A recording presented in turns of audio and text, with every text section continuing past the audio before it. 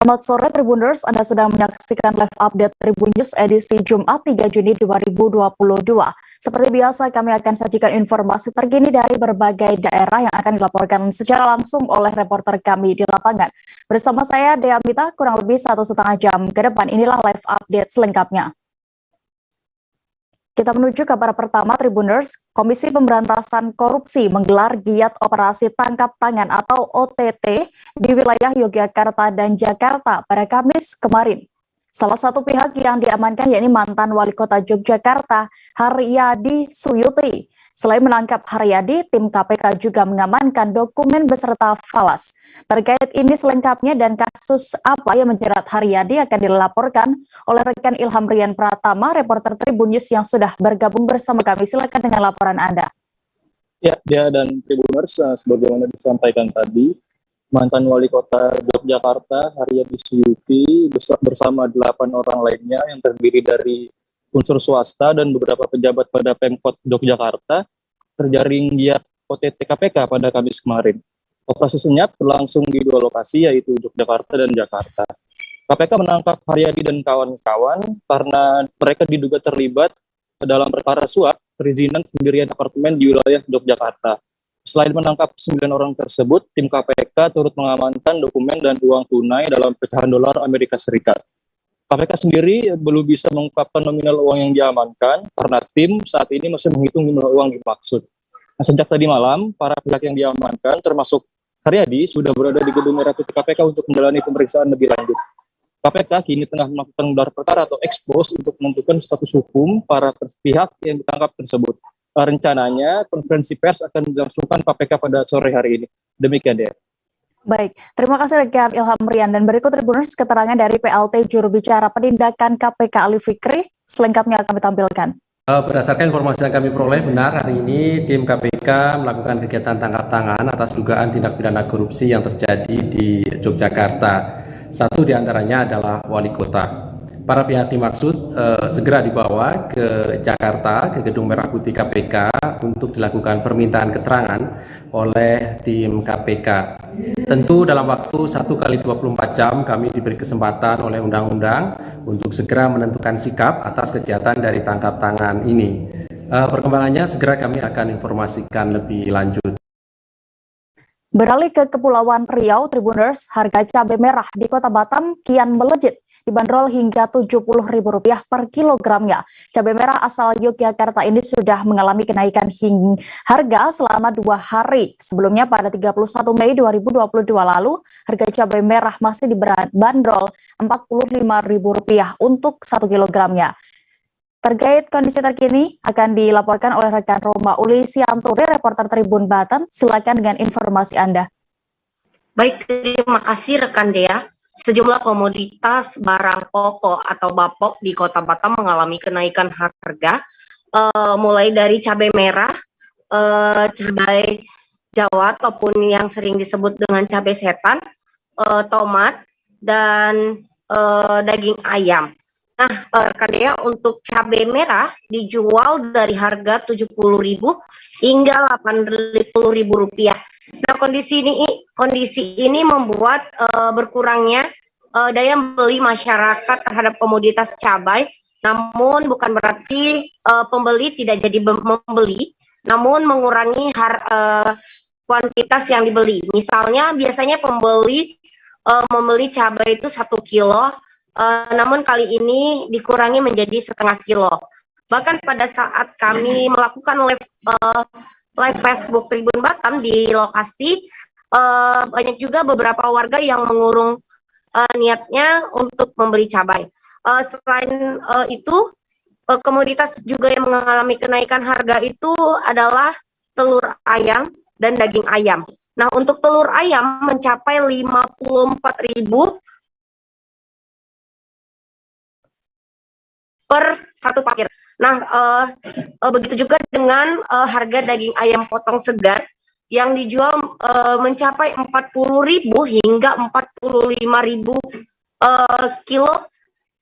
per kilonya. Padahal daging ayam itu biasanya di Kota Batam dibanderol dengan harga Rp35.000 sementara untuk telur hanya dibanderol dengan 45.000. Hal ini dikarenakan harga pakan ayam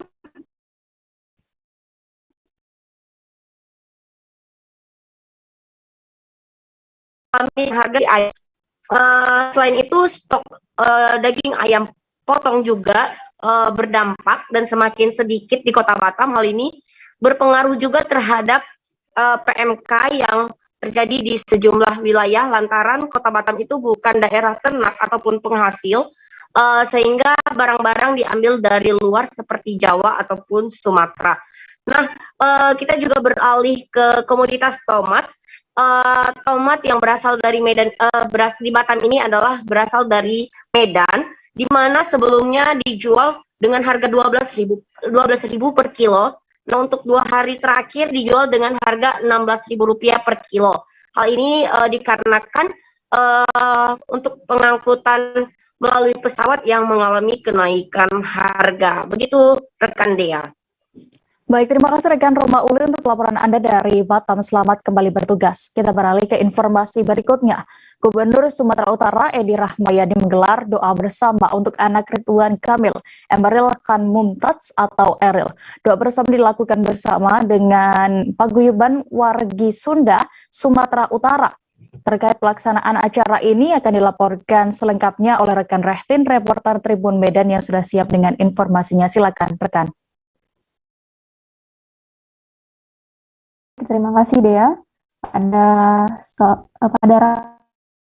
Maksud kami Kamis 2 Juni 2022 kemarin, Gubernur Sumatera Utara Edi Rahmayadi bersama Paguyuban Wargi Sunda atau PWS Sumut mengadakan doa bersama yang diadakan di Aula Tengku Rizal Nurdin, Rumah Dinas Gubernur Sumatera Utara, Jalan Sudirman, Medan kemarin. Dan Gubernur Sumatera Utara menyatakan bahwasanya pegelaran doa bersama ini dilakukan untuk mendoakan anak sulung dari Gubernur Jawa Barat Ridwan Kamil yang dinyatakan hilang sejak 7 hari lalu di Sungai Are, Swiss.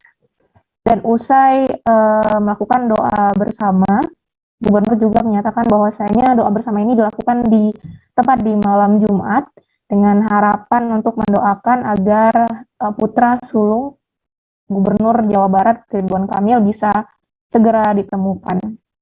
Dan selain itu juga Ketua DPP PWS Paguyuban Wargi Sunda Sumut juga menyatakan mereka ingin bersama dengan paguyuban warga Sunda yang ada di Sumut dan juga ratusan warga Sumut yang berasal dari pesantren dan juga Majelis Ulama Indonesia yang ada di Sumut juga mendoakan.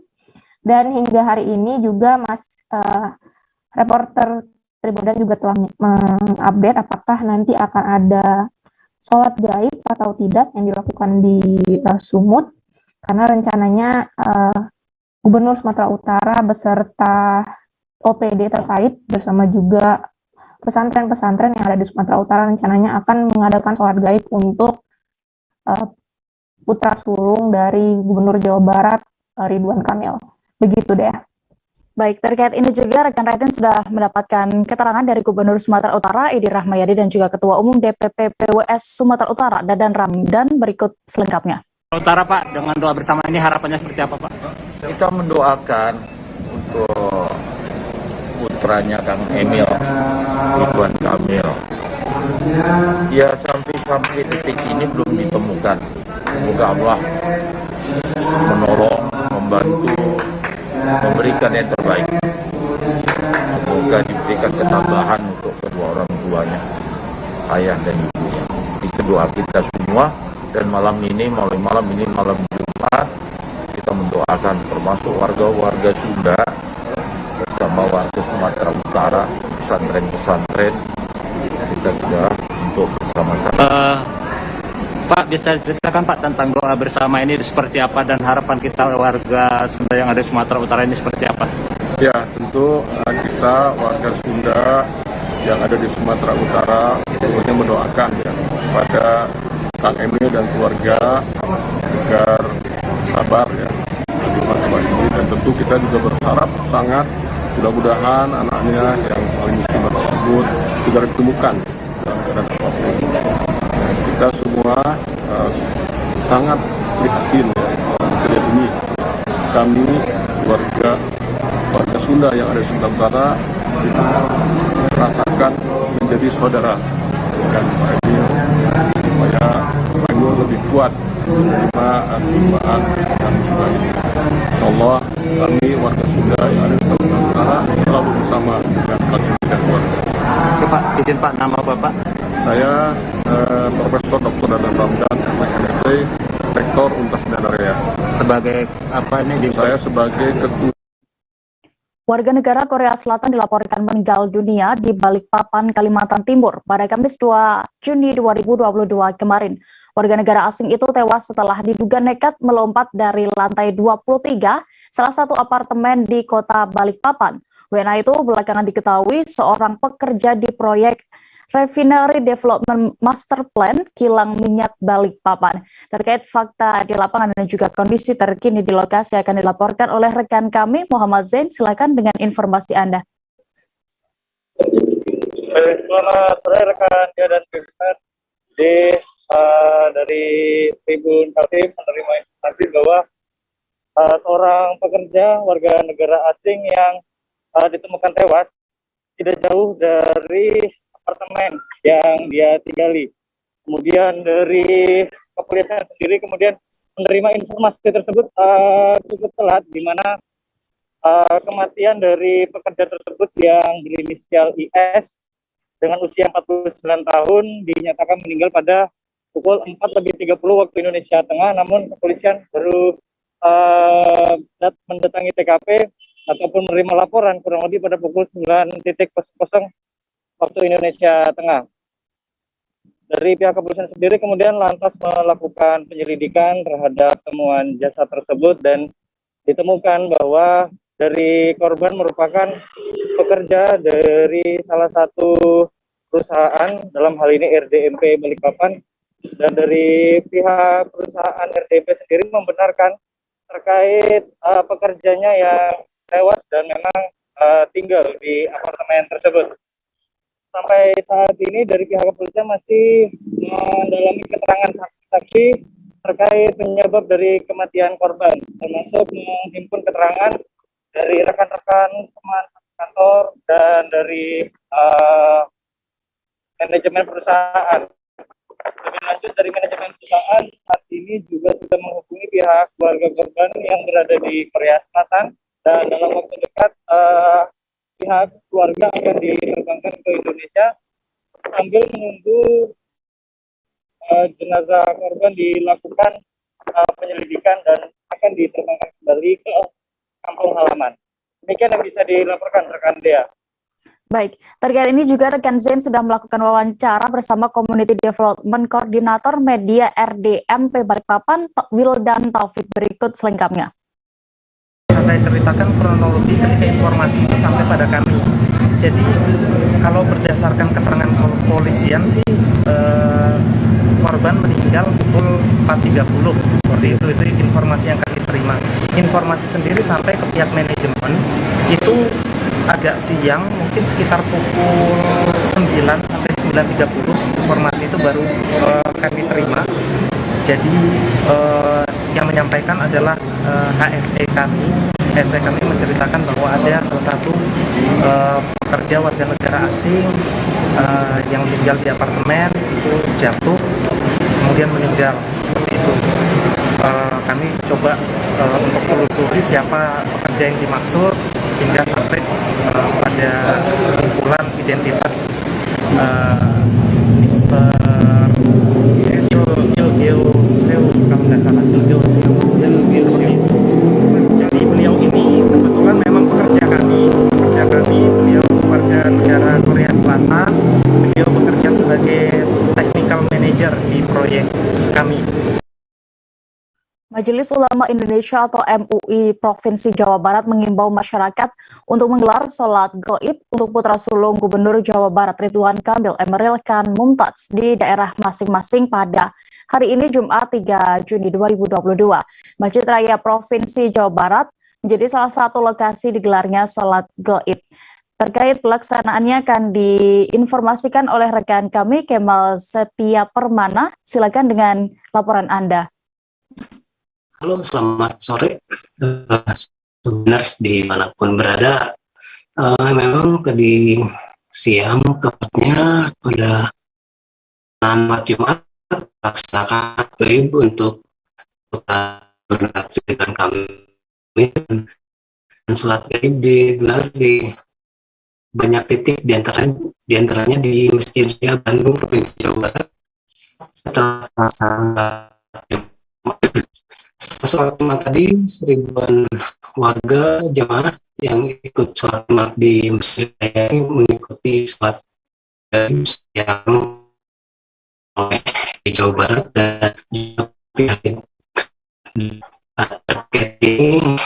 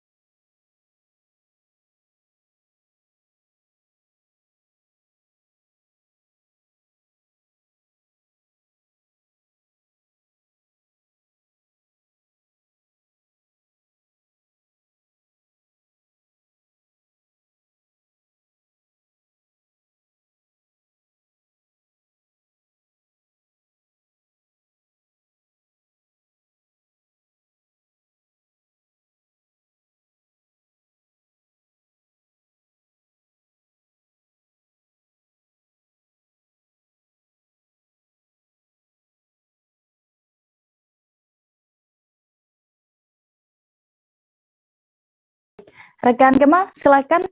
Bagaimana tadi keterangan Anda terkait kegiatan sholat gaib ini? Iya, jadi memang pelaksanaan sholat gaib khususnya di Kota Bandung dilaksanakan di berbagai titik ya. Di antaranya di Masjid Raya Bandung, Provinsi Jawa Barat tadi. Seperti yang sudah dijelaskan, memang ribuan warga tadi ikut menggelar.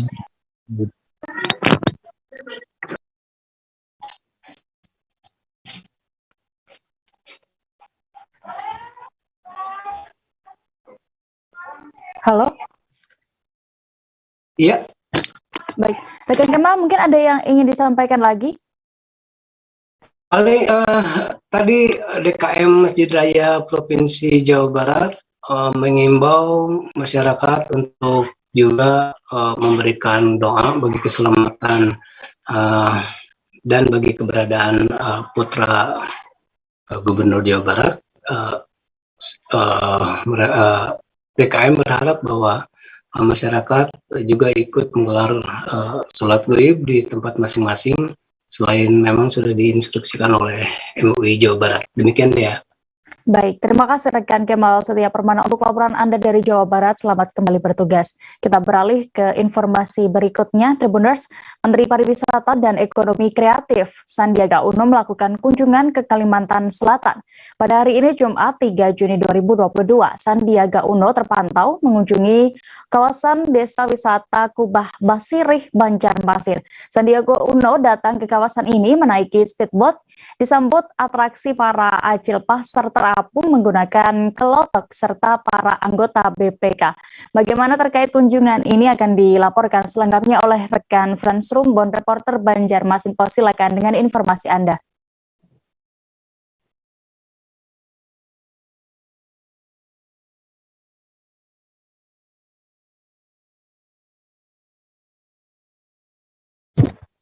Baik ya, pada hari ini Menteri Pariwisata dan Ekonomi Kreatif RI atau Menparekraf RI, Bapak Sandiaga Uno itu melakukan kunjungan ke salah satu destinasi wisata religi yang ada di Kota Banjarmasin, yaitu Desa Wisata Kubah Basirih. Jadi tadi pagi itu kedatangan Bapak Sandiaga Uno itu menggunakan speedboat, kemudian singgah di sebuah dermaga dan menjelang mendekati area dermaga itu mendapat sambutan dari para acil atau ibu-ibu yang biasa berjualan di Pasar Terapung menggunakan jukung. Kemudian saat menaiki kawasan dermaga juga ada kelompok BPK yang melakukan atraksi penyambutan dan juga ada sambutan berupa kesenian Sinoman Hadrah. Kemudian rombongan itu langsung menuju ke kawasan Kubah Basirih, di mana di situ ada salah satunya adalah terletak pusara atau makam dari Habib Basirih. Dan kedatangan Sandiaga Uno sendiri ke kawasan Kubah Basirih ini tidak lain adalah terkait dengan penyerahan anugerah atau gelar terkait dengan Desa Wisata Kubah Basirih ini masuk dalam nominasi 50 besar Anugerah Desa Wisata Indonesia tahun 2020. Jadi tadi di kawasan Kubah itu Bapak Sandiaga Uno juga sempat melakukan ziarah, kemudian juga melihat beberapa fasilitas dan juga sarana yang ada di kawasan Kubah Basirih. Kemudian juga memberikan masukan-masukan apa saja yang perlu dikembangkan kepada pemerintah Kota Banjarmasin, khususnya agar kawasan wisata religi ini bisa semakin berkembang, kemudian juga bisa menggairahkan lagi UMKM lokal dan juga ekonomi kreatif di khususnya warga di sekitar kawasan wisata Kubah Basirih Banjarmasin. Dan dalam kesempatan itu juga tadi Bapak Sandiaga Uno juga sempat memberikan bantuan berupa perlengkapan alat musik rebana untuk kelompok yang ada di bawah binaan Pok Darwis Kubah Basirih Banjarmasin. Kemudian juga dalam kesempatan itu Bapak Sandiaga Uno juga sempat menandatangani prasasti peresmian Desa Wisata Kubah Basirih yang masuk dalam 50 besar Anugerah Desa Wisata Indonesia tahun 2022. Sementara itu Bapak Wali Kota Banjarmasin, Bapak Haji Ibnu Sina, itu sangat bersyukur wisata Kubah Basirih ini bisa masuk nominasi 50 besar sehingga kemudian dikunjungi oleh Bapak Menteri, dan beliau berharap kawasan Kubah Basirih ini nantinya bisa masuk dalam 10 besar Anugerah Desa Wisata Indonesia tahun 2022. Demikian deh.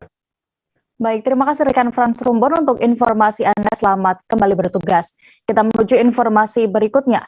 Proses hukum terhadap sindikat pembobol ATM yang berhasil diringkus Polda Bengkulu pada Selasa 16 Februari lalu memasuki babak baru.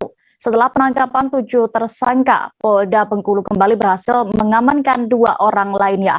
Pelaku sempat memberikan pengakuan bahwa ATM yang hendak dibobol merupakan milik bandar judi online. Terkait bagaimana prosesi sidang dan juga lebih detail terkait kasus ini akan dilaporkan rekan kami, Romi Juniandra, yang sudah bergabung bersama kami. Silakan rekan.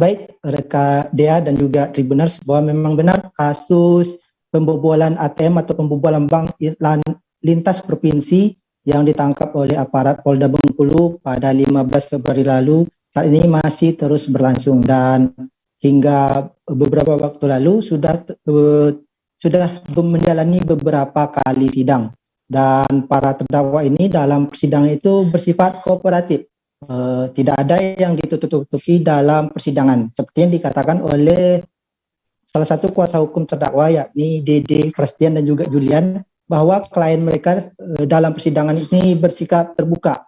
Mereka mengatakan atau mengungkapkan semua hal yang mereka ketahui tentang pembobolan bank lintas provinsi ini.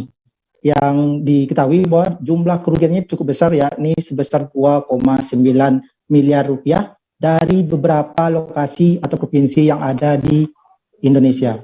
Dan juga Tribuners bahwa dari kuasa hukum sendiri mengatakan para kliennya atau terdakwa ini, ada 9 orang ini, mengaku diiming-imingi atau dibujuk oleh otak sindikat ini, FN, yang ditangkap di Semarang, bahwa mereka akan membobol akun atau rekening milik bandar judi online, sehingga para terdakwa ini terbujuk, teriming-iming oleh rayuan dari FN, otak dari sindikat ini. Dan dari kuasa hukum mengatakan bahwa mereka mengharapkan atau meminta pertimbangan majelis hakim di Pengadilan Negeri Bengkulu terkait klien mereka ini yang hanya dalam hal ini mereka sebagian juga mengatakan sebagai korban karena mereka hanya terbujuk rayu oleh otak sindikat FN ini yang ditangkap di Semarang. Sementara itu JPU dari Kejati Bengkulu, Fahmi, mengatakan sejauh ini belum ada laporan dari masyarakat biasa atau nasabah biasa terkait adanya rekening mereka yang telah dibobol. Karena hal ini berkaitan dengan rekening yang dibobol ini adalah rekening milik judi online, sehingga bandar-bandar judi online ini belum melapor atau tidak berani melapor, karena selanjutnya jika mereka berani melapor maka mereka pun akan segera diproses. Sementara itu Tribuners bahwa yang di Bengkulu ini telah beberapa kali melakukan aksinya di Padang dan juga di Bengkulu ini, namun belum berhasil untuk membobol rekening dan segera tertangkap oleh aparat kepolisian. Di sini sebagai koordinator di Bengkulu ini adalah inisial FH, kemudian ada inisial CH sebagai pencetak buku rekening dan buku ATM palsu yang nantinya akan dibawa ke bank dan mereka mengaku-ngaku sebagai orang lain. Kemudian ada eksekutornya seperti HK, ER, BP, DA, RA, dan AS. Dan dalam kasus ini juga, sindikat ini juga Tribuners bahwa para pelaku ini juga memiliki anggota atau memiliki personel perempuan nantinya. Jika akun rekening yang akan dibobol adalah perempuan, maka anggota dari perempuan ini yang akan mengaku-ngaku sebagai pemilik rekening tersebut. Dan sampai saat ini sidang masih berlangsung dan akan dilanjutkan pada dakwaan pada 13 Juni mendatang. Baik, demikian dia dan juga Tribuners. Baik, terkait kasus ini juga rekan Romi sudah melakukan wawancara bersama kuasa hukum terdakwa Dede Frastian. Berikut keterangannya. Terdakwa ya, keterangan terdakwa yang kemudian menurut kami sudah benar semua. Terdakwa menyatakan keterangannya dengan jujur, tidak berbelit-belit. Juga kita tunggulah siapa tuntutan jaksa penuntut umum di tanggal 13 bulan ini ya, 13 Juni 2021. Mungkin akan saya. Artinya para terdakwa satu dengan lain sudah mengakui perbuatan seluruhnya. Ya, pada intinya seluruh terdakwa mengakui perbuatannya, juga menjelaskan bagaimana peran mereka masing-masing. Juga mereka merasa sangat bersalah dan mereka menyesal untuk hal-hal itu. Jadi semua sudah terbuka dan tidak ada yang ditutup-tutupi oleh mereka. Pada intinya mereka semua kooperatif dalam permasalahan ini. Apa yang disampaikan dalam tuntutan dari pihak?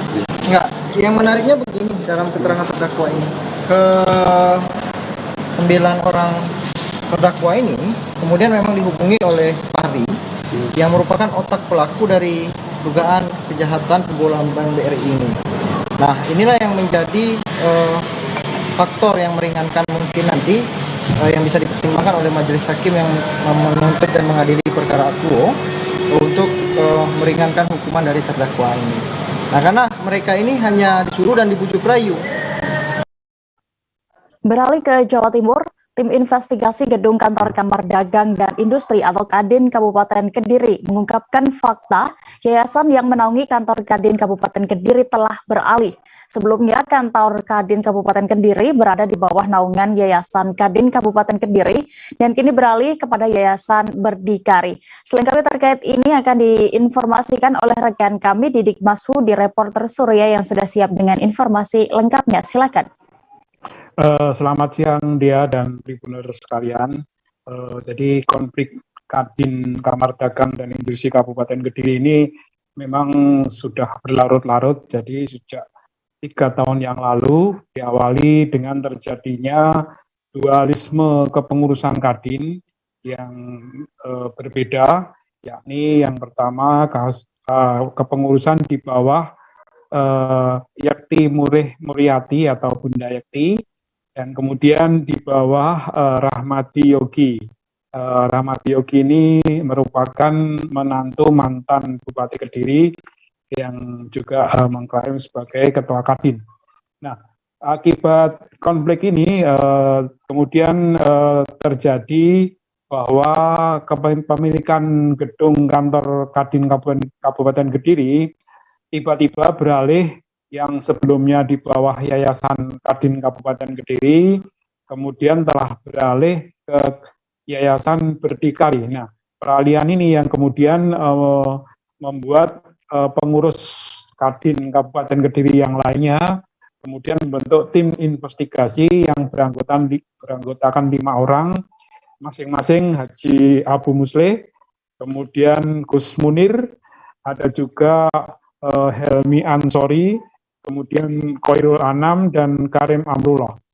Nah, dari tim investigasi ini diperoleh fakta bahwa yayasan memang telah beralih dan statusnya saat ini kantor Kadin dikuasai oleh kepengurusan Kadin di bawah kepemimpinan Rahmadi Yogi. Namun dari hasil penelusuran kami atau konfirmasi kami ke salah seorang pengurus Kadin bidang hukum Rahmadi Yogi, ternyata mereka berdalih hanya menyewa. Jadi sejak 2019 sampai 2025 kepengurusan ini hanya menyewa kantor Kadin ini kepada kepada Yayasan Berdikari. Nah, inilah yang menjadi titik krusial daripada konflik yang ada di Kadin Kabupaten Kediri. Sehingga kemudian para tim pencari fakta ini menemukan beberapa kejanggalan, diantaranya salah satunya peralihan ini ternyata hanya dilakukan oleh salah satu mantan pendiri Kadin Kabupaten Kediri, dan kemudian tanpa sepengetahuan pihak-pihak yang lain, sehingga ini membuat semacam membuat semacam kekeliruan hukum yang berimplikasi kepada pidana maupun perdata, sehingga kemudian akan ada tindak lanjutnya dari tim pencari fakta ini untuk menyelamatkan kantor Kadin Kabupaten Kediri supaya tidak dijual atau jatuh ke tangan orang lain. Tim pencari fakta dalam waktu dekat akan melaporkan masalah ini kepada aparat penegak hukum. Demikian rekan Dia. Baik, terkait ini juga rekan Didik sudah melakukan wawancara bersama sejumlah pihak Tribuners, berikut keterangannya. Itu merasa bertanggung jawab untuk menyelamatkan aset yang diperuntukkan untuk Kadin. Awalnya dari kita mendapat informasi bahwa ada warung yang digunakan tadi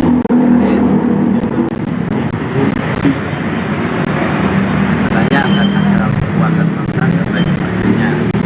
Situasi ini mendorong kita untuk melangkah untuk menyelamatkan, dan kemudian sebagaimana kita sampaikan tadi, kita membentuk tim investigasi, kita mengumpulkan data, kita mencari asbabun nuzul daripada tanah ini, gedung ini. Kemudian tersusunlah ini. Saya tegaskan bahwasanya saya adalah anggota dari Kadinnya Mas Yogi ya, selaku bidang hukum ya, selaku bidang hukum. Jadi memang Kadin kita kan menyewa kantor Kadin ini selama 5 tahun. Jadi disewa tepat 2019 sampai 2024. Jadi kemarin kan ada informasi bahwasanya kantor Kadin mau dijual dan lain-lain, itu nggak benar semuanya. Ya benar, karena memang kita paham, kita tahu bahwasanya terjadi pergesekan kan antara dua Kadin. Jadi menurut saya ini adalah hal yang wajar. Karena kalau kita melihat organisasi advokat ya, saya kebetulan sebagai pengacara Kongres Advokat di Indonesia itu sampai pecah jadi 3 juga, itu kan. Seperti Peradi juga pecah, tetapi sampai hari ini semuanya kan masih bisa beracara kan sampai hari ini. Dan saya pikir permasalahan seperti ini wajar. Artinya kalau kita sih sebagai bidang hukumnya Kadinnya Mas Yogi mempersilahkan bagi siapa saja yang menganggap bahwasanya ini miliknya dan melihat bahwasanya ini ada peluang hukum ya, ada perbuatan melawan hukum dan lain-lain, kita persilahkan untuk mengambil langkah hukum, baik pidana maupun perdata. Kita paham bahwasanya ayat hukum di Indonesia kan jelas, equality before the law, bahwa hukum di Indonesia itu dari situ kemudian kita itu membentuk tim pencari fakta, dan tentu setelah kita dapatkan ini, yang pertama kita lakukan adalah kajian. Mungkin untuk hasil kajian sementara ada beberapa hal yang mungkin perlu kita sikapi terkait dengan ada indikasi lah atau dugaan yang di situ masuk pada ranah pidana dan bisa juga kepada secara perdata. Untuk kemudian terkait dengan upaya selanjutnya tentu sebagai sama manusia atau rasa kemanusiaan kita, nilai kemanusiaan kita harus tinggi. Bagaimana penyelesaian ini terkait dengan apa yang menjadi asetnya Kadin ini kemudian sampai diformalkan atau dicatatkan di dalam notaris oleh Pak Muslim Anwar ini di hadapan notaris Paulus menjadi aset bagian daripada. Jajaran Sat Narkoba Polresta Bandar Lampung berhasil kembali mengungkap kasus penyalahgunaan narkotika. Dalam kurun waktu 1 pekan, berhasil menciduk 9 orang tersangka dengan barang bukti narkotika jenis sabu seberat 13,7 gram dan 5,6 kilogram ganja. Terkait kasus ini lebih detailnya akan dilaporkan oleh rekan kami, Dendi Saputra, reporter Tribun Lampung yang sudah siap dengan informasinya. Silakan. Baik, terima kasih rekan Dea. Polresta Bandar Lampung dalam kurun waktu 1 pekan itu jajaran Sat Narkoba Polresta Bandar Lampung telah berhasil mengamankan 9 tersangka dalam kasus penyalahgunaan narkotika beserta barang buktinya, yaitu dengan narkotika jenis sabu yaitu 13,7 gram dan 5,6 kilogram ganja. Nah, di sini Kasat Narkoba Polresta Bandar Lampung Kompol Gigi Andri Putranto juga mengatakan pengungkapan tersebut itu atas penindakan dalam operasi yang dilakukan dari tanggal 27 Mei hingga 2 Juni 2022. Dan itu juga Kompol Gigi menjelaskan dari tersangka tersebut 4 residivis berinisial BN, SP, dan DD dan RD juga diduga berperan itu sebagai narkoba. Namun sementara yang 5 tersangka lainnya yang berinisial VJ, SK, MI, dan AA dan RA juga itu diduga sebagai pemakai barang pengguna narkoba atau pemakai barang tersebut. Nah, atas perbuatan tersebut pihak kepolisian juga itu menjerat para tersangka dengan pasal 114 sub pasal 112 sub pasal 111 Undang-Undang Nomor 35 Tahun 2009, yaitu tentang narkoba dengan ancaman hukuman dengan ancaman paling lama 12 tahun penjara. Demikian kan ya. Baik, terima kasih rekan Dendi Saputra untuk laporan Anda dari Lampung. Selamat kembali bertugas. Kita beralih ke informasi berikutnya. Salah satu bagian jalan dioperate jembatan Jalan Jenderal Sudirman, Kalimantan Selatan, amblas. Jalan itu diketahui merupakan penghubung akses ke Pasar Lama Banjarmasin Tengah. Masyarakat mengeluhkan kondisi ini dikhawatirkan bisa menyebabkan kecelakaan lalu lintas. Terkait lebih detail dan juga bagaimana kondisi dari jalan tersebut sebenarnya akan dilaporkan oleh rekan Salmah Saurin, reporter kami yang sudah bergabung di sana. Silakan rekan.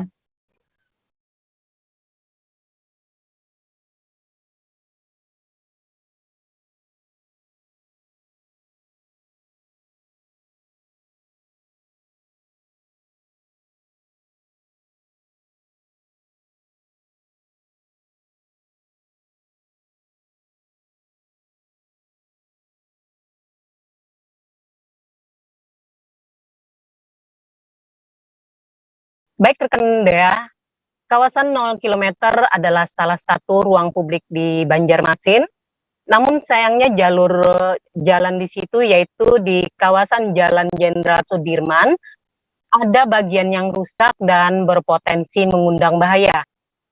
Dari pantauan di lapangan, kerusakan terjadi di salah satu bagian oprit jembatan di Jalan Jenderal Sudirman tersebut yang menghubungkan ke kawasan Pasar Lama Banjarmasin Tengah. Kondisinya sudah lama mengalami kerusakan sebenarnya, bagian oprit yang amblas hingga tidak menyambung atau terputus dengan aspal jalan pada jembatan tersebut. Nah, jalur jalan yang dekat eks perkantoran Gubernur Kalimantan Selatan atau sekarang sudah menjadi Taman Kota 0 km itu hanya searah jalannya, dan para pengendara yang melintasi di kawasan Pasar Lama ke 0 km harus benar-benar berhati-hati melintasinya.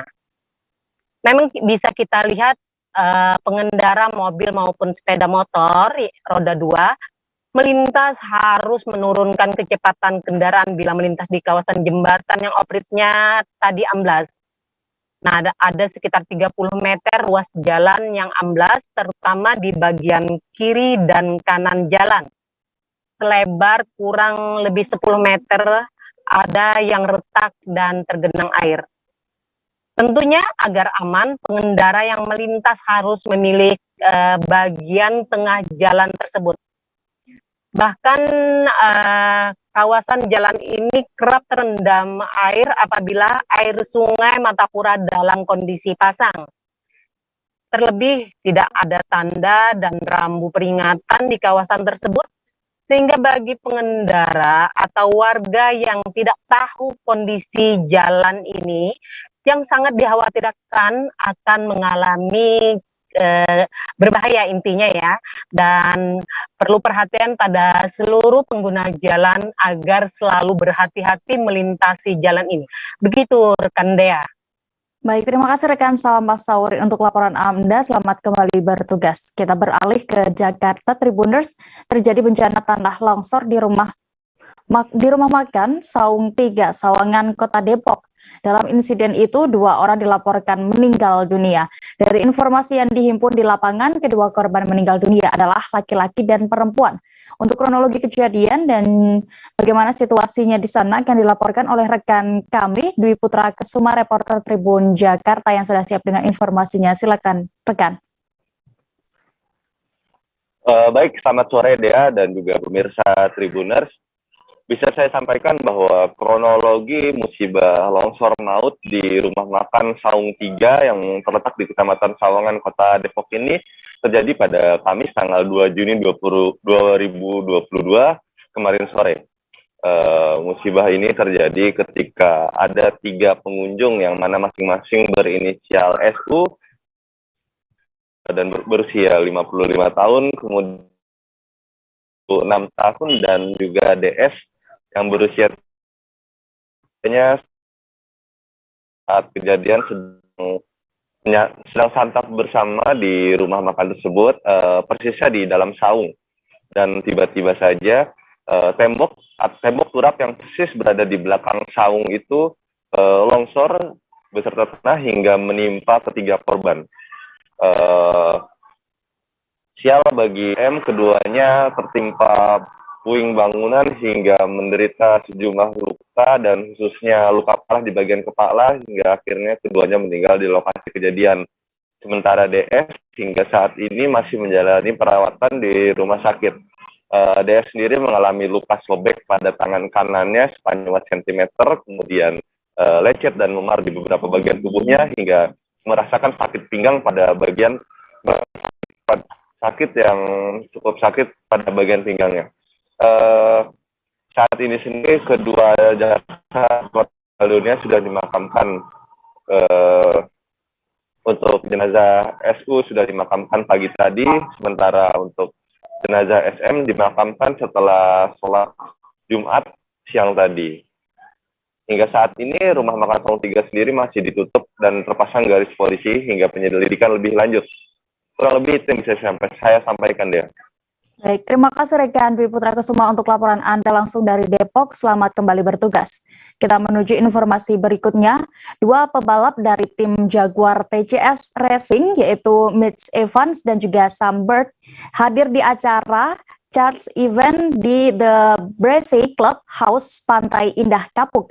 Acara ini diadakan menjelang Formula E atau Jakarta E-Prix 2022 yang akan dihelat di sirkuit internasional E-Prix Sirkuit di Ancol, Jakarta Utara pada Sabtu 4 Juni 2022 mendatang.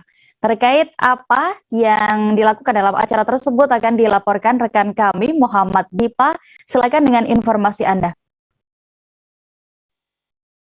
Baik, rekan Dea, seperti yang dikatakan tadi, jelang acara ajang Formula E atau Jakarta E-Prix 2022 yang akan dihelat di sirkuit internasional E-Prix Sirkuit di Ancol, Jakarta Utara Sabtu mendatang, ada dua pembalap dari tim Jaguar TCS Racing ini kemarin sempat melakukan konferensi pers bersama rekan-rekan media di Pantai Indah Kapuk tepatnya.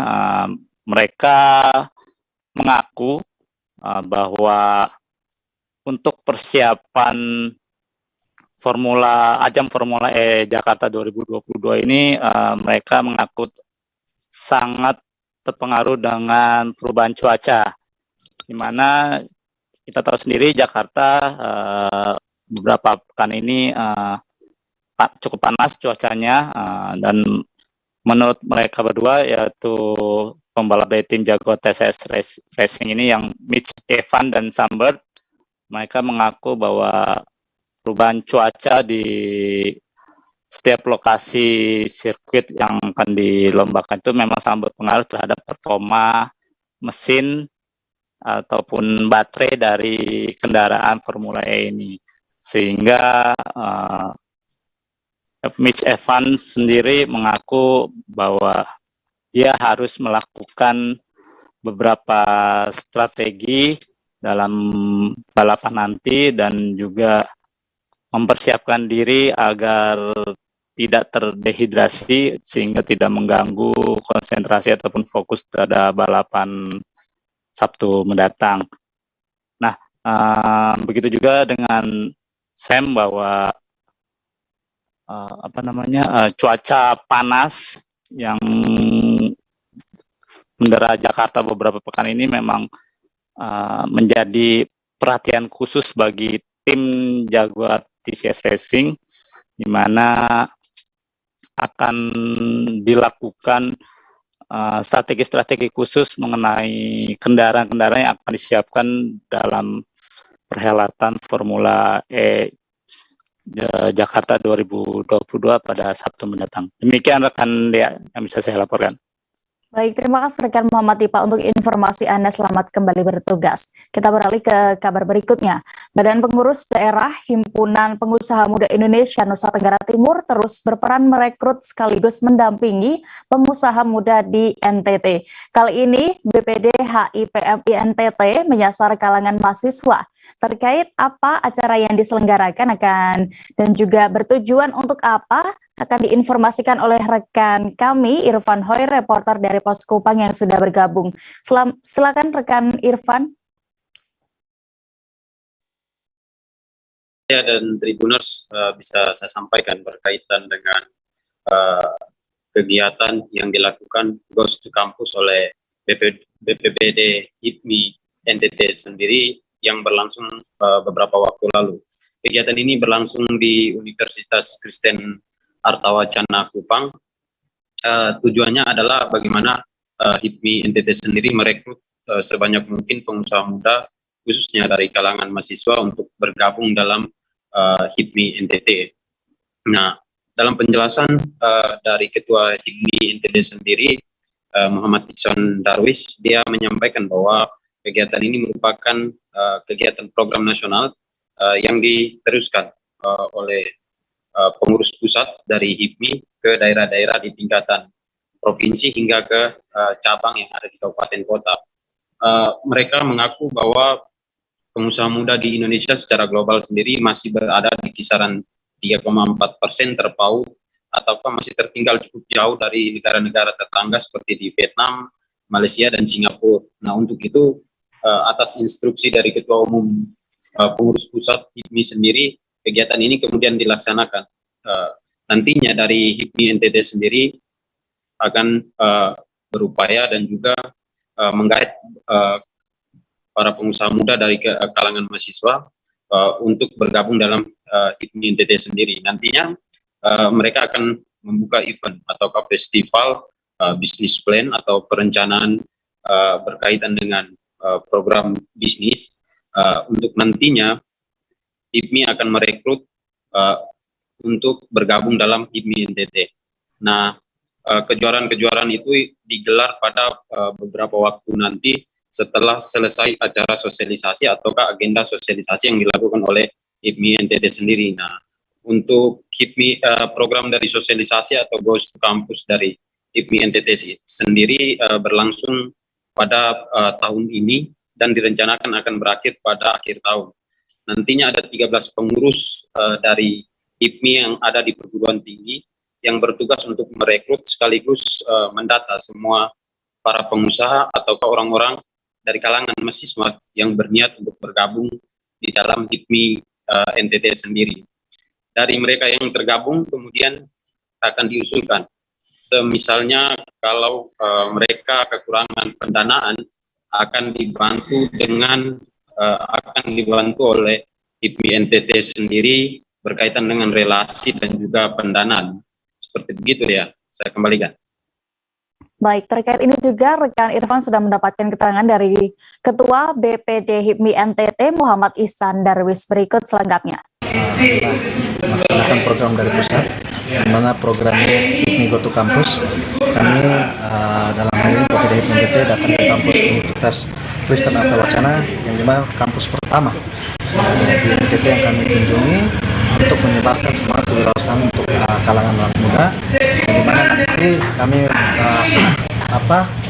memberikan motivasi kepada mereka kalau memang nanti mereka lulus dari universitas mau menjadi pengusaha. Jadi ini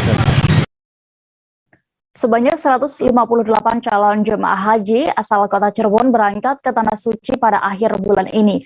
Mereka merupakan jemaah haji yang seharusnya berangkat pada 2019 lalu, namun tertunda akibat pandemi COVID-19, sehingga baru dijadwalkan ulang untuk melaksanakan rukun Islam kelima pada tahun ini.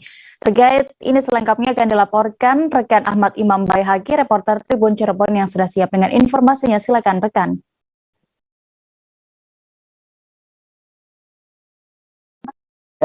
Ya baik, terima kasih Dea. Pada tahun ini jumlah jemaah haji asal kota Cirebon yang akan berangkat ke Arab Saudi mencapai 158 orang. Namun jumlah tersebut sebenarnya masih di bawah kuota jemaah haji yang totalnya pada tahun 2019 mencapai 330 orang, dan para jemaah haji yang belum diberangkatkan akan diprioritaskan untuk berangkat ke Tanah Suci pada tahun depan. Dan dari Kementerian Agama Kota Cirebon mengungkapkan bahwa 158 calon jemaah haji tersebut akan tergabung dalam kloter 38 bersama calon jemaah haji dari Kabupaten Subang dan Kabupaten Bandung. Rencananya mereka akan berangkat ke Arab Saudi pada 28 Juni 2022. Selain 158 calon jemaah haji tersebut, terdapat juga 4 jemaah haji mutasi dari Kabupaten Cirebon ke Kota Cirebon, sehingga total calon jemaah haji yang akan diberangkatkan pada akhir bulan ini dari Kota Cirebon mencapai 162 orang. Selain itu, calon jemaah haji dari Kabupaten Cirebon yang masuk dalam kloter 2 juga telah diberangkatkan pada Jumat pagi ini, dan pelepasan jemaah haji asal Kabupaten Cirebon tersebut dilakukan oleh Bupati Cirebon Imron Persadi. Dan rencananya terdapat 2 rombongan lagi calon jemaah haji asal Kabupaten Cirebon yang akan diberangkatkan pada bulan Juli 2022 ini. Dan dari Kementerian Agama Kota Cirebon juga mencatat ada beberapa aturan yang berbeda pada ibadah haji tahun ini dibanding ibadah haji tahun-tahun sebelumnya. Dan di antaranya adalah pembatasan usia bagi calon jemaah haji maksimal 65 orang sehingga maksimal 65 tahun sehingga calon jemaah haji yang diberangkatkan pada tahun ini dipastikan usianya masih di bawah 65 tahun. Dan dari data Kementerian Agama Kota Cirebon juga tercatat terdapat 13 calon jemaah haji Kota Cirebon yang berusia di atas 65 tahun dan dibatalkan untuk pemberangkatan hajinya. Demikian, ya. Baik, terkait ini juga rekan Ahmad Imam sudah mendapatkan keterangan dari Kepala Kemenak Kota Cirebon, Moh Ahsan. Berikut liputan lengkapnya kami tampilkan. Itu mulai dari bimbingan yang dilaksanakan dari tingkat kecamatan, dari tingkat dasar, tingkat kecamatan, kemudian tingkat kabupaten kota, dan juga kegiatan-kegiatan persiapan yang berkaitan dengan kesehatan. Dan itu adalah sudah dilakukan oleh para calon jemaah haji. Dan kesiapan berikutnya adalah menjaga kesehatan calon jemaah haji untuk bisa berangkat di Tanah Suci.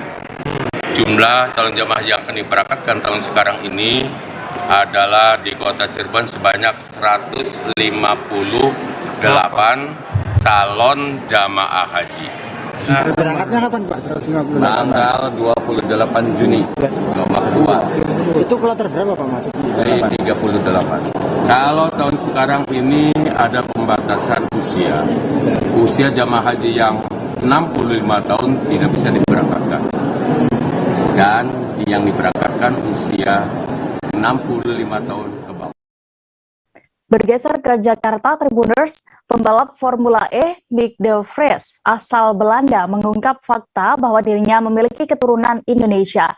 Ia pun mengaku menyukai sejumlah makanan khas Indonesia seperti lemper. Hal ini diakui pembalap Mercedes-Benz EQ Team saat meet and greet Formula E di Monas, Jakarta Pusat. Terkait lebih detailnya, akan dilaporkan oleh rekan Nur Indah Farah Audina, reporter Tribun Jakarta yang sudah bergabung bersama kami. Silakan dengan informasi Anda. Baik, Tribuners, bisa saya sampaikan bahwa sebelum gelaran Formula E pada 4 Juni 2022 mendatang atau dilaksanakan pada esok hari, rangkaian acara telah dilakukan dimulai dari pada hari Kamis kemarin atau pada 2 Juni 2022 di mana rangkaian acara dimulai dengan meet and greet, kemudian dilanjutkan pada hari ini di mana Gubernur DKI Jakarta Anies Baswedan meninjau langsung lokasi sirkuit Formula E untuk perhelatan esok hari. Kemudian bisa saya sampaikan dalam meet and greet tersebut dihadirkan juga dihadirkan seluruh pembalap, namun satu diantaranya yakni Nick de Vries, yakni pembalap dari Mercedes-Benz yang melakukan demonstrasi di areal Monas. Adapun meet and greet tersebut bertujuan untuk memperkenalkan para pembalap Formula E yang nantinya akan bertanding pada esok hari. Setelah melakukan demonstrasi, Nick melakukan preskon di depan awak media, di mana Nick sendiri ditanya apa kesukaannya lantaran untuk diketahui bahwa Nick sendiri merupakan pembalap asal Belanda yang memiliki darah atau keturunan dari Indonesia. Keturunan tersebut dikatakan Nick berasal dari sang kakek, di mana sang kakek sebelumnya sempat tinggal di Malang, namun kemudian sang kakek harus berpindah kembali ke Belanda untuk menghindari perang. Kemudian ketika ditanya makanan favoritnya, Nick mengatakan bahwa dirinya menyukai lemper. Ia mengatakan rasa lemper yang enak dan ia sempat mencoba makanan lainnya yakni pisang goreng yang dikatakannya juga memiliki cita rasa sangat enak. Kemudian saya sampaikan kembali untuk pada hari ini, Nick juga mengatakan bahwa dirinya tidak memiliki rencana untuk kembali ke Malang atau ke tempat kakeknya di mana dulu tinggal lantaran jadwal yang padat setelah ia melaksanakan perhelatan atau gelaran Formula E pada esok hari. Seperti itu deh. Baik, terima kasih rekan Nur Indah Farah untuk laporan Anda dari Jakarta. Selamat kembali bertugas. Kita beralih ke informasi berikutnya, Tribuners.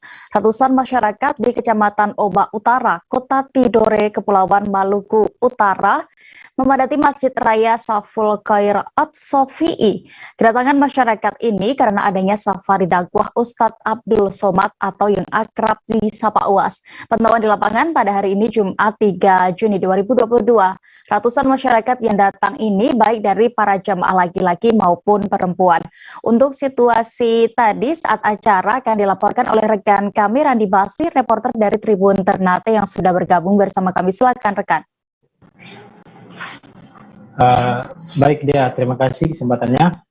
Dapat kami laporkan untuk kegiatan Ustadz Abdul Somad sendiri memang pada 3 Juni 2002 tadi memang sudah tiba di Maluku Utara.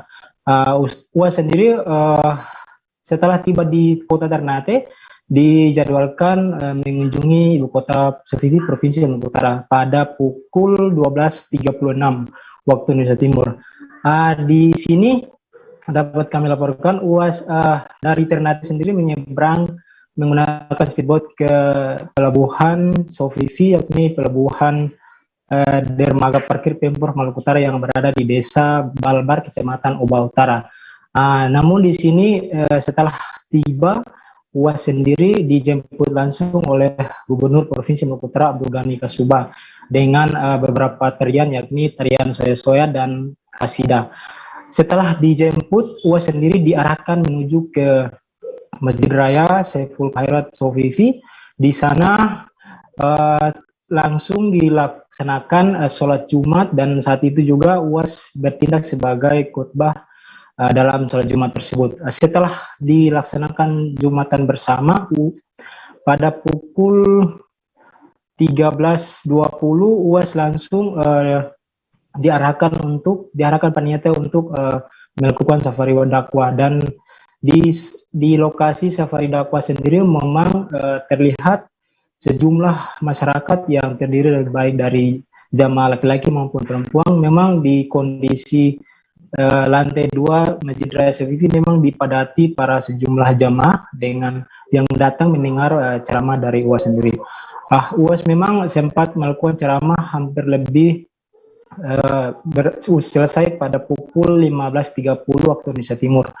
Dan namun dia ceramah UAS sendiri memang ada yang berbeda, di mana dalam ceramah tadi UAS sempat menggunakan kostum adat dari Maluku Utara sendiri, dan dari hasil pakaian kostum sendiri UAS merasa terhormat dan bangga yang itu pun disampaikan langsung di hadapan Gubernur Provinsi Maluku Utara Abdul Ghani Kasuba. Tentu dengan ceramah tadi pihak panitia juga mengarahkan UAS untuk melakukan peresmian pesantren Ummul Qura yang berada di Desa Ake Kolamo, Kecamatan Oba Utara. Setelah peresmian, UAS dan rombongan diarahkan ke Kota Ternate untuk melakukan safari dakwah di Masjid Raya Al-Munawar. Mungkin gitu dia dapat saya laporkan kembali ke studio. Baik, terima kasih rekan Randi Basri untuk laporan Anda. Selamat kembali bertugas. Kita beralih ke Sulawesi Utara. Tribuners, Legislatif Sulut Go Expo yang ke-10 di Manado digelar pada Kamis 2 Juni 2022 kemarin. Dari 13 stand yang hadir di event itu, ada satu stand yang paling menarik perhatian. Stand tersebut adalah milik DPRD Sangihe yang dibuat dengan konsep kedai kopi. Lalu apa sebenarnya yang membuat spesial akan dilaporkan oleh rekan Nilton Durado, reporter Tribun Manado yang sudah bergabung bersama kami. Silakan rekan. Terima kasih rekan Dea. Sebanyak 13 stand hadir di Legislatif Expo Sulut Go tahun 2022. Dan ini adalah kegiatan tahun ke-10 di mana diselenggarakan oleh DPRD Provinsi Sulawesi Utara dan DPRD Provinsi Gorontalo. Nah, pada tahun yang ke-10 ini memang tidak seperti tahun-tahun sebelumnya yang standnya sampai 20-an atau 30-an karena masa pandemi. Jadi tahun ini standnya turun agak drastis dari biasanya ke 30-an stand, sekarang turun menjadi 13 stand saja. Bahkan tidak semua DPRD di Provinsi Sulawesi Utara ikut dalam kegiatan ini. Nah, dari 13 stand yang hadir di Legislatif Sulut Go Expo tahun 2022, ada satu stand yang paling menarik perhatian masyarakat yang ada di pengunjungan Duton Square ketiga, yaitu stand dari DPRD Sangihe yang dibuat dengan menggunakan konsep ala kedai kopi. Nah, konsep ini menjadi unik karena merupakan satu-satunya stand dengan konsep berbeda. Kalau yang lain kan hanya seperti membuat konsep seremonial saja, tapi kalau di stand DPRD Sangihe ini membuat kedai kopi dengan tulisan-tulisan setiap ketua komisi ini ditulis berdasarkan seperti menu dalam kedai kopi. Tapi di sini tidak disajikan kopi, hanya disajikan produk-produk peraturan daerah maupun program kerja dari DPRD Sangihe selama tahun 2021 dan 2022. Dan stand ini menjadi buruan masyarakat, terutama yang datang ke Legislatif Solujo Expo tahun 2022, karena di depan stand ini juga dipasang tulisan I Love Sangihe. Sebagian besar yang berfoto di stand DPRD Sangihe adalah masyarakat yang aslinya dari Sangihe, dan mereka merasa bahwa stand ini seperti menunjukkan kerinduan mereka terhadap kampung halaman. Demikian rekan Dea. Baik, terima kasih rekan Nilton untuk laporan Anda. Selamat kembali bertugas. Kita beralih ke informasi berikutnya. Berbagai cara dilakukan untuk memperingati hari lahir Pancasila yang jatuh pada 1 Juni 2022. Polres Maluku Barat Daya tahun ini untuk pertama kalinya memilih melangsungkan upacara di perbatasan RI Australia. Tugu perbatasan Republik Indonesia dan Australia yang berada di Pulau Leti dipilih sebagai tempat upacara Hari Lahir Pancasila. Selengkapnya terkait kegiatan ini dan juga bagaimana prosesinya akan dilaporkan rekan kami Alvin Risanto, reporter Tribun Manado yang sudah bergabung. Silakan rekan. Oke, terima kasih rekan Dea. Baik Tribuners, jadi pada tanggal 1 Juni 2022 kemarin, di mana bangsa Indonesia memperingati hari lahirnya Pancasila, di mana pada saat ini di Polda Maluku maupun Polresta Pulau Ambon mengadakan memperingati hari lahir Pancasila dengan mengadakan virtual Zoom karena memang kondisi lagi COVID. Tapi di Polres Maluku Barat Daya sendiri mempunyai cara unik, yakni memperingati hari lahir Pancasila dengan melakukan upacara bendera bersama tokoh masyarakat, tokoh adat, dan juga para TNI Polri di perbatasan Republik Indonesia yang berada di Pulau Leti, Maluku Barat Daya. Proses ini dipimpin langsung oleh Kapolres Maluku Barat Daya, kini AKBP Dwi Bakhtiar Rifai, dan diikuti oleh 50 orang dari masyarakat, tokoh agama maupun TNI Polri. Dan sempat saya mewawancarai Kabid Humas Polda Maluku, Kombes Pol M. Ohirat, menyatakan bahwa upacara di perbatasan yang dilakukan oleh Polres MBD ini untuk bagaimana memupuk semangat Pancasila kepada tokoh masyarakat, tokoh adat yang ada di sana, bahwa dari ujung NKRI proses peringati lahir Pancasila juga dilaksanakan dengan harapan pemimpin bangsa bahwa aktualisasi dari nilai-nilai Pancasila bisa ditanamkan terhadap masyarakat, tokoh agama maupun TNI Polri di sana. Dan untuk itu Hari Pancasila ini yang dilaksanakan di Pulau Leti di perbatasan Republik Indonesia dan Australia ini berlangsung dengan begitu hikmat, dan proses-proses ini akan terus dilakukan dari tahun berikutnya juga oleh Polres MBD, mengingat bahwa Indonesia juga terlahir dari ujung NKRI, yakni Provinsi Maluku. Begitu rekan Dea. Baik, terima kasih rekan Alvin Risanto, dan berikut kami tampilkan keterangan dari Kabid Humas Polda Maluku, Kombes Pol M. Ohirat selengkapnya. Kemarin Polres Maluku Barat Daya melaksanakan upacara memperingati hari lahirnya Pancasila di Pulau Leti, tepatnya di Tugu perbatasan antara Indonesia dengan Australia. Ini dan upacaranya berlangsung cukup hikmat, dihadiri oleh tokoh-tokoh masyarakat dan tokoh agama serta tokoh adat setempat. Ini sekaligus untuk menanamkan nilai-nilai Pancasila kepada masyarakat. Kita menuju Provinsi Bali, Tribuners Miss Global, ajang kecantikan internasional yang menjunjung tinggi pemberdayaan perempuan, akan kembali diadakan secara langsung di Bali, Indonesia. Sekira 70 perwakilan dari berbagai negara di dunia hadir dan siap berkompetisi dalam Miss Global 2022. Bali, Indonesia untuk memperebutkan mahkota dalam malam Grand Final pada tanggal 11 Juni 2022 mendatang di Bali Nusa Dua Convention Center dan Nusa Dua Kuta Selatan, Badung. Terkait ini lebih detailnya dan juga persiapannya bagaimana akan diinformasikan rekan kami Zainal Nur Arifin yang saat ini sudah bergabung bersama kami di sana. Silakan rekan. Ya, selamat petang Tribuners dan rekan Dea di studio.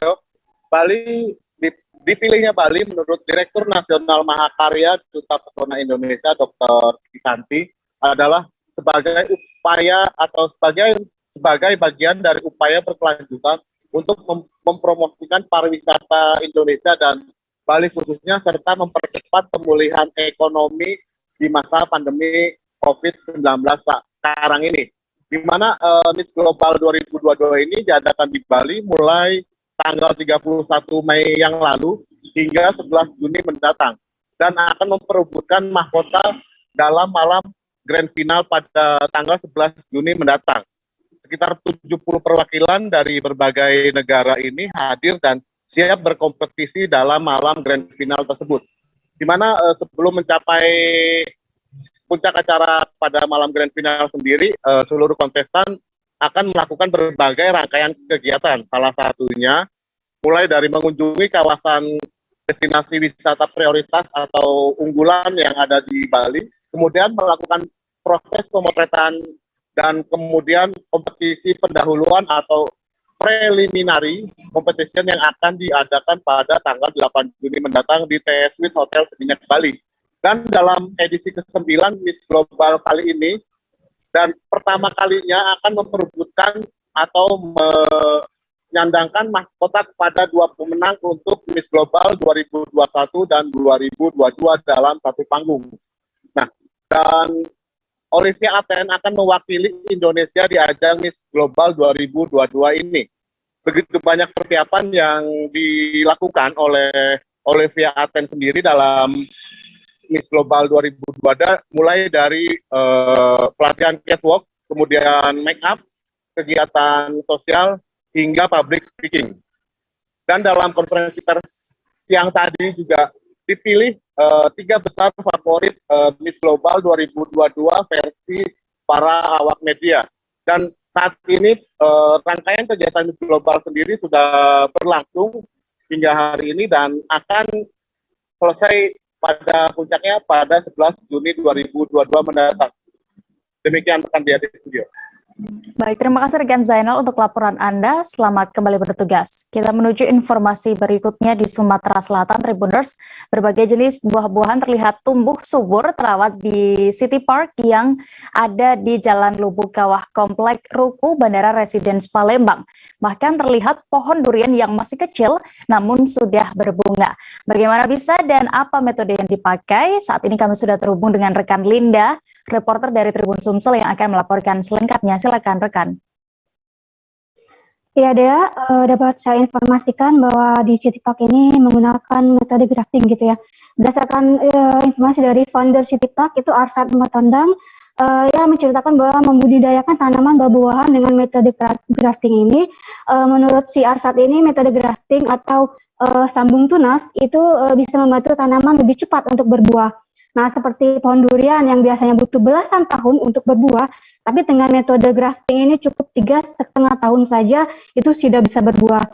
Sebagai informasi, grafting atau sambung tunas itu merupakan salah satu metode perbanyakan vegetatif buatan yang sudah lama memang dikenal oleh masyarakat. Nah, bahkan dengan metode ini sifat dan karakter dari buahnya itu sama seperti dengan indukannya. contoh cara graftingnya sendiri itu misal pohon durian. Nah, tunas dari induk durian itu dipotong dan disambungkan dengan anakan si duriannya. Nah, ketika indukan durian ini berbuah, maka anakan pohon durian tadi akan berbuah juga. Tapi tidak bisa langsung, perlu pindahkan dulu dan disiapkan medianya. Nah, seperti contohnya di Citipak itu kan baru 2 tahun pohon duriannya yang tingginya 60 cm itu sudah belajar berbunga gitu ya. Nah, selain durian, di Citipak juga banyak menyediakan tanaman buah-buahan yang telah menggunakan metode grafting. Ada seperti mangga, markisa, lengkeng, dan lain-lain. Contohnya untuk mangga ini yang biasanya 8 tahunan, ini hanya dalam waktu 1 tahun saja itu sudah bisa berbuah. Lalu untuk markisa yang biasanya butuh 1 sampai 2 tahun, hanya hitungan bulan itu sudah bisa berbuah juga. Kemudian lengkeng yang butuh bertahun-tahun juga, hanya dalam 1 tahun juga bisa berbuah. Nah, untuk harga tanamannya sendiri masih cukup terjangkau, mulai dari belasan ribu sampai jutaan untuk yang ukuran sudah besar gitu ya. Nah, Citipak sendiri juga menyediakan jasa layanan untuk mengatasi permasalahan tanaman. Misal tanamannya ini udah bertahun-tahun tapi kok nggak berbuah-buah gitu ya. Nah, dia bisa juga nih memberikan solusinya. Bahkan Citipak ini juga bisa menyediakan sebagai agrowisata gitu ya. Untuk informasi lebih lanjutnya itu bisa melihat dari Facebook Arsat Citipak atau melalui website citipak.co.id. Begitu dia. Baik, terima kasih rekan Linda. Dan berikut Tribuners keterangan dari founder Citipak, Arsat Matondang, selengkapnya kami tampilkan. Boleh diinfoin Pak tentang Bapak kan menanam tanaman tentang grafting gitu ya. Kenapa dipilih metode itu Pak? Oke, metode perbanyakan tanaman dengan menggunakan grafting atau bahasa Indonesianya itu sambung tunas. Keunggulan dari grafting ini, kecepatan masa berbuah tanaman jauh lebih cepat dibanding dari okulasi, dibanding dari perbanyakan secara generatif atau dengan cara menanam biji. Perbanyakan grafting itu pertama dia tunas sudah besar, fisiknya sudah besar, disambung. Biasanya masa berbuah paling lama selama-lamanya 3 tahun. Kalau untuk tanaman tanaman durian. Kemudian kalau untuk tanaman mangga tidak sampai setahun. Kalau untuk tanaman rambutan 1,5 tahun. Nah, itu dia keuntungannya. Beralih ke kabar berikutnya, Gubernur Jawa Barat Ridwan Kamil beserta keluarga telah mengikhlaskan Emeril Khan Mumtaz atau Eril yang hilang di Bern, Swiss. Pihak keluarga meyakini bahwa Eril meninggal karena tenggelam di Sungai Arab Bern. Meninggalnya putra sulung Ridwan Kamil itu disebut sebagai syahid akhirat.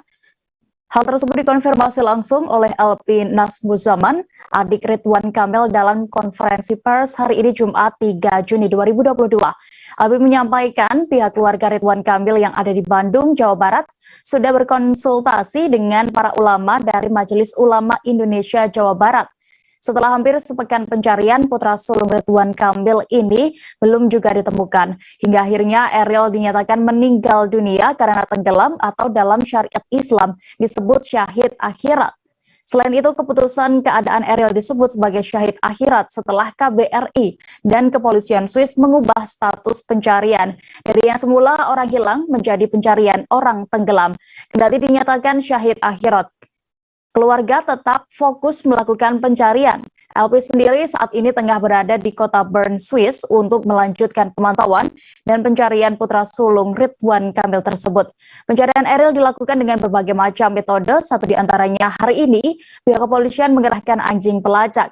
Sementara itu, kakak Ridwan Kamil, Erwin Muniruzaman, menyampaikan pihak keluarga sudah ikhlas atas takdir Eril. Pihak keluarga telah melakukan pertemuan antara pihak keluarga dan MUI Jawa Barat pada Kamis 2 Juni malam kemarin. Setelah pertemuan tersebut, pihak keluarga dan MUI Jawa Barat sudah menggelar sholat gaib untuk Eril. Dalam kesempatan tersebut, pihak keluarga juga menyampaikan permohonan maaf atas almarhum Emeril Khan Mumtaz. Ia menambahkan, Ridwan Kamil dan Atalia akan kembali ke Indonesia. Ke informasi berikutnya, Tribuners, ajang balapan Formula E di Jakarta International E-Prix Circuit Ancol, Jakarta Utara akan dipastikan berlangsung sesuai jadwal, yakni 4 Juni 2022 esok hari. Ketua Panitia Pelaksana Formula E Ahmad Sahroni sempat melontarkan sindiran karena tak ada satupun perusahaan BUMN yang menjadi sponsor. Di saat Menteri BUMN Erick Thohir memilih bungkam, staf khususnya Arya Sinulinga akhirnya belak-belakan menjelaskan alasannya. Menurutnya, Kementerian BUMN menerima informasi bahwa sebagian dari korporasi di bawah BUMN BUMN menerima proposal sponsorship dari panitia penyelenggara Jakarta Aprix 2022 rata-rata sebulan sebelum event itu diselenggarakan. Padahal dalam mendukung event besar dan berskala internasional, BUMN memerlukan waktu untuk melakukan proses pengkajian sponsorship, termasuk juga melakukan pengajian secara kelayakan bisnis dan model kerjasama agar memenuhi prinsip good corporate governance. Proses pengajuan ini bervariasi di antara BUMN sesuai dengan peraturan di tiap perusahaan. Pada umumnya BUMN menerima proposal event besar berskala nasional dan internasional paling cepat 3 bulan sebelum atau bahkan setahun sebelumnya. Dengan demikian, ada waktu yang cukup untuk melakukan kajian sebelum mengambil keputusan yang didasari oleh aspek bisnis dan kontribusi nilai sosial BUMN kepada masyarakat. Pihaknya pun menyesalkan adanya pernyataan-pernyataan negatif seakan BUMN tidak mendukung kegiatan Formula E tersebut. Sebelumnya dalam unggahannya di Instagram, Ahmad Sahroni mengeluhkan bahwa pihaknya membayar penuh listrik dalam ajang Formula E. Sahroni menyebut BUMN sama sekali tak memberikan sponsor apapun. Sahroni lantas menyinggung soal moto milik BUMN yakni akhlak, yang menyentil poin loyal yang memiliki definisi berdedikasi dan mengutamakan kepentingan bangsa dan negara. Alasan gitaris Kahitna Andri Bayu Aji menggunakan psikotropika atau narkoba akhirnya terungkap. Saat penangkapan, polisi menemukan sebanyak 45 butir Valdimax diazepam. Kabid Humas Polda Metro Jaya Kombes Indra Zulpan mengatakan bahwa Andri Bayu Aji memakai barang haram tersebut agar mudah tidur. Kepada penyidik, Andri mengaku mengonsumsi narkotika agar keesokan harinya bisa fokus beraktivitas dan bekerja sebagai musisi. Menurut Kombes Zulpan, gitaris Kahitna itu aktif membeli psikotropika selama 2 tahun terakhir. Dia menyebut Andri Bayu Aji sudah belasan kali membeli psikotropika jenis Valdimax diazepam. Kombes Zulpan menuturkan bahwa Andri Bayu Aji sempat mengonsumsi obat penenang pada tahun 2017 hingga 2018 untuk pengobatan. Saat itu gitaris Kahitna tersebut mengonsumsi obat penenang dengan resep dokter.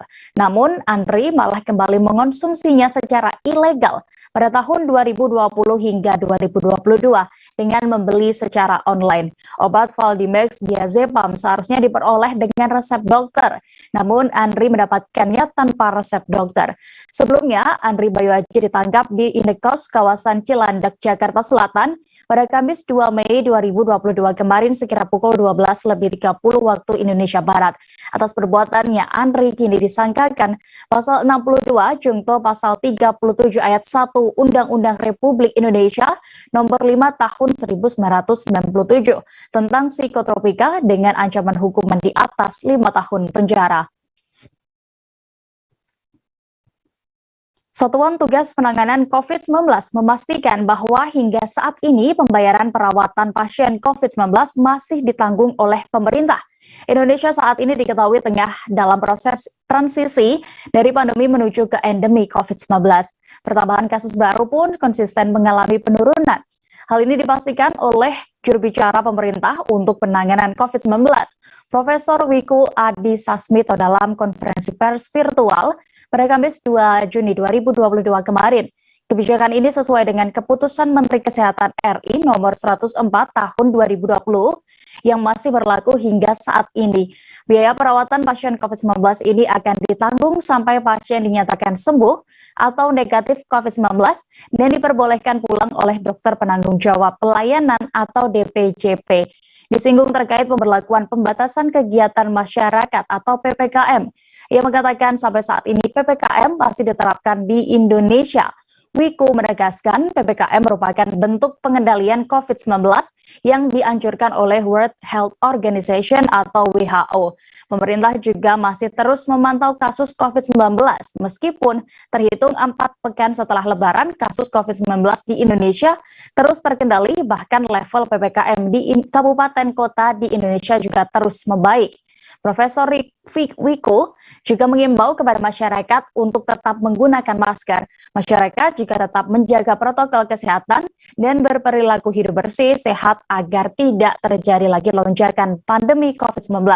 Imbauan ini menyusul pelonggaran aturan penggunaan masker di tempat terbuka yang diumumkan oleh Presiden Joko Widodo beberapa waktu lalu. Imbauan tetap menggunakan masker ini dilakukan lantaran Organisasi Kesehatan Dunia belum menyatakan bahwa pandemi COVID-19 berakhir. Beralih ke kabar berikutnya, belakangan ini keluarga Halilintar beberapa kali diterpa kabar buruk. Ayah Atta Halilintar, Anovial Asmit, sempat dituding mengikuti aliran sesat bernama Darul Arkam yang muncul di Malaysia. Kini keluarga yang dikenal sebagai Gen Halilintar itu dituding mengabaikan keluarga baru Atta Halilintar bersama Aurel Hermansyah. Publik banyak yang mempertanyakan kenapa Gen Halilintar belum juga pulang ke Indonesia, apalagi sejak Atta Halilintar dan Aurel Hermansyah menikah. Bahkan tak sedikit warganet yang menyindir keluarga Atta Halilintar itu lebih memilih liburan ke berbagai negara ketimbang mengunjungi Baby Aminah, sang buah hati dari Atta dan Aurel. Menanggapi itu, perwakilan manajemen Gen Halilintar, Jejen Zainuddin, mengungkap alasan keluarga Atta tersebut tak kunjung pulang ke Indonesia. Jejen menyebut bahwa Gen Halilintar masih banyak kontrak pekerjaan di luar negeri yang harus diselesaikan. Ia menjelaskan agenda apa saja yang tengah dijalani oleh Gen Halilintar sampai-sampai tak kunjung pulang ke Indonesia. Jejen mengatakan orang tua dan adik-adik Atta Halilintar dipercaya untuk menjadi pembicara dalam sebuah acara di luar negeri. Adik-adik Atta disebutnya dipercaya mewakili Indonesia untuk menjadi speech untuk konten kreator yang ada di Dubai hingga Turki. Hal ini menurutnya karena konten kreator Indonesia dipandang oleh dunia begitu sebagai contoh perkembangan digitalisasi di beberapa negara. Jejen menerangkan bahwa orang tua Atta Halilintar kerap menghubungi anak dan menantunya untuk menanyakan kabar sang cucu, yakni Baby Aminah. Di sisi lain, terkait isu mengenai ayah Atta Halilintar, Anovial Asmit dituding mengikuti aliran sesat di Malaysia, sempat diklarifikasi oleh sang adik, yakni Febrian Amanda. Febrian yang tinggal di Indonesia menjelaskan bahwa pihaknya yakin Darul Arkam yang diikuti Anovial Asmit bukanlah aliran sesat. Yang menjelaskan bahwa Darul Arkam yang diikutin sang kakak juga sama seperti tarikat lainnya yang memberikan ajaran mendekatkan umat muslim dengan Allah Subhanahu wa Ta'ala. Sekali lagi ia menegaskan bahwa Anovial Asmit sama sekali tidak mengikuti aliran sesat. Informasi tadi sekaligus menutup perjumpaan kita dalam live update sore ini. Tribuners, lantaran masih di tengah pandemi, kami kembali mengingatkan kepada Anda untuk tetap menerapkan protokol kesehatan meskipun sudah diberi kelonggaran oleh pemerintah. Jangan lupa juga Tribuners saksikan acara berikutnya live update petang pukul 6:30 di seluruh kanal YouTube Tribun Network. Saya Dia Mita, mewakili kru yang bertugas pamit. Terima kasih dan sampai jumpa.